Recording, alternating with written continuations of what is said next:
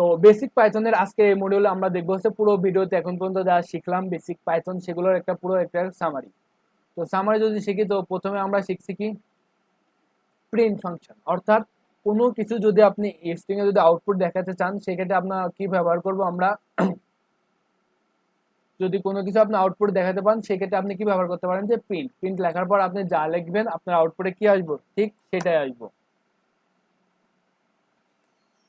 তো যদি আমি প্রিন্ট লেখার পর যদি হ্যালো ওয়ার্ল্ড লিখে আমার আউটপুটে আসবো কি হ্যালো ওয়ার্ল্ড। তো প্রিন্ট ফাংশনের পরবর্তীতে আমরা কোনটা শিখছি, প্রিন্টের পর আমরা শিখছি প্রিন্ট আসলে দুই ভাবে করা যায়, একটা হচ্ছে আপনি সিঙ্গেল কোড দিয়েও ব্যবহার করতে পারেন, মানে কোনো একটা স্ট্রিং অথবা কি ডাবল কোডে। তো এরপর আমরা দেখলাম স্ট্রিং বিষয়টা কি। তো স্ট্রিং হচ্ছে কালেকশন অফ ক্যারেক্টার, অনেকগুলো ক্যারেক্টারের সম্মিলিত একটা রূপ যেটা সিঙ্গেল কোটেশন অথবা ডাবল কোটেশনের ভিতরে থাকবে, সেটাকে বলা হচ্ছে কি আমাদের স্ট্রিং। তো স্ট্রিং এর ক্ষেত্রে আমরা কয়েকটা জিনিস দেখছি যে আপনি দুইটা হচ্ছে কি ডাবল কোটেশন ভিতরে সিঙ্গেল কোড ব্যবহার করতে পারেন, অথবা দুইটা সিঙ্গেল কোডের ভিতরে আপনি কি ডাবল কোড ব্যবহার করতে পারেন, কিন্তু কখনোই আপনি দুইটা ডাবল কোডের মাঝখানে আবারও কি ডাবল কোড ব্যবহার করতে পারবেন না। তো এরপর আমরা কি কয়েকটা স্ক্রিপ্ট ক্যারেক্টার দেখলাম, যেমন ধরেন যে আপনার নতুন লাইন দরকার, তো সেক্ষেত্রে আমরা কি ব্ল্যাক স্ল্যাশ এন ব্যবহার করতে পারি। আপনার একটা ট্যাব দরকার ব্ল্যাক স্ল্যাশ টি। আপনার দুইটা আপনার ধরেন যে দুইটা ব্ল্যাক স্ল্যাশ দরকার, সেক্ষেত্রে আমরা কি চারটা ব্ল্যাক স্ল্যাশ দিছি। তো এভাবে আপনারা কি স্কেপ ক্যারেক্টার গুলো ব্যবহার করতে পারেন। তারপর হচ্ছে শিখলাম কি আমরা পাইথন কমার্স, কারণ কি পাইথন যখন আমরা 10,000 20,000 50,000 লাইনের কোড লিখবো ওই অবস্থায় কিন্তু আমরা কখনোই পারবো না এই যে ওই লাইন দ্বারা কি বুঝাইলো এটা মনে রাখতে। তো সেক্ষেত্রে আমরা করতে পারি কি পাইথনের কমেন্টস ব্যবহার করতে পারি। আর comments can be used Python explain code, অর্থাৎ কি আপনার কোড দ্বারা কি বোঝাচ্ছে এটা এক্সপ্লেন করার জন্য আমরা কমেন্টস ব্যবহার করি। তারপর কি comments can B use to make the code more readable, মানে ওই লাইন দ্বারা কি বোঝাচ্ছে এটা যদি আমি বুঝতে পারি তাহলে কি ওটা আমার বেশি রিডেবল না, অর্থাৎ আমি ভালোভাবে পড়তে পারতেছি না, তো এটা করে আর কি। তারপর কি কমেন্টস কখনো এক্সিকিউট হয় না, মানে কি আমরা দেখছিলাম যে আমরা যদি কোনো একটা কমেন্ট ডিক্লেয়ার করি তো ওটা কি হচ্ছে না আমাদের আউটপুটে দেখাচ্ছে না। তো এসকেপ ক্যারেক্টারকে আমরা নর্মাল টেক্সটে কিভাবে ব্যবহার করতে পারি, ধরেন যে আপনার স্ল্যাশ এন দরকার, আউটপুটের দরকার কি স্ল্যাশ এন, সেক্ষেত্রে আমরা করতে পারি স্ল্যাশের জন্য ডাবল স্ল্যাশ এবং এন এর জন্য জাস্ট এন, তাহলে কি আমরা এইভাবে আমরা আউটপুট দেখতে পারি। এরপরে আমরা দেখলাম কি আপনাদের একটা এক্সারসাইজ দেওয়া হয়েছে, অবশ্যই অবশ্যই আপনারা এই এক্সারসাইজটা করবেন। যারা পারবেন না তারা আমাদের এই গ্রুপে জানাবেন, সেখানে আমরা সলভ ক্লাস করব, সেখানে আমরা সলভ করে দেবো। তো এরপর আমরা শিখলাম কি র স্ট্রিং। তো ওই যে আমাদের ব্ল্যাক স্ল্যাশ এন দরকার, this is black slash N line, তো ওই ধরনের লাইন আমরা কিভাবে প্রিন্ট করতে পারি। তো র স্ট্রিং এর ভিতরে দেখলাম কি যদি ধরেন যে আমার আউটপুটের দরকার যে this print black slash N as a string, এবার যদি আমি আর না দিয়ে যদি আমি আউটপুট দেখি তাহলে আমাদের আউটপুটে কি আসবে যে প্রিন্ট, তারপর নতুন লাইন আসছে, কিন্তু আমি তো চাই না, আমি চাই এই যে এখানে যা লেখা আছে এইভাবে আউটপুট আসে। তো সেক্ষেত্রে আমরা এখানে কি ব্যবহার করতে পারি একটা র স্ট্রিং অর্থাৎ আর। তো আর দেওয়ার সাথে সাথে পুরোপুরি ক্যারেক্টারের ভিতরে যা আছে পুরোপুরি সেটাই কি চলে আসবে। তো পাইথনে র স্ট্রিং দেখার পর আমরা ইমোজি কিভাবে প্রিন্ট করতে পারলাম সেটা দেখলাম।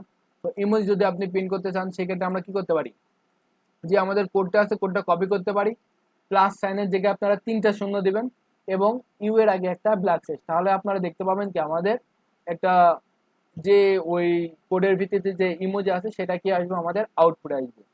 তো এটার পরে আমরা কি দেখলাম যে পাইথন কিভাবে এসব ক্যালকুলেটর ব্যবহার করে, যদি আপনি কিভাবে যোগ করতে পারেন, কিভাবে বিয়োগ করতে পারেন, কিভাবে গুণ করতে পারেন, এই সমস্ত কিছু আমরা দেখলাম কোন ভিডিওতে, পাইথন ক্যালকুলেটর এজ এ। তো এখানে আমরা কি শিখলাম কিভাবে যোগ করবেন, কিভাবে বিয়োগ গুণ ভাগ ভাগ কয়ভাবে করতে পারেন দুই ভাবে, তারপরে কিভাবে কোনো কিছুর পাওয়ার নির্ণয় করবেন। তারপরে এখানে আমরা বিভিন্ন স্কেপ ক্যারেক্টার নিয়ে দেখছি, কারণ কি যোগ বিয়োগ গুণ বা একটা লাইনের ভিতরে একাধিক থাকতেই পারে, তো ওই ক্ষেত্রে আমরা দেখছি কি সবচাইতে ক্ষমতা বেশি কার, প্যারেন্থেসিস, যেখানে প্যারেন্থেসিস পড়বে সেটার কাজ আগে হবে, তারপরে কার কাজ আগে হবে পাওয়ারের কাজ। এখন ধরুন যে দুইটা পাওয়ার আছে সেক্ষেত্রে আমরা কোন রুলস ফলো করব, অ্যাসোসিয়েটিভিটি রুল।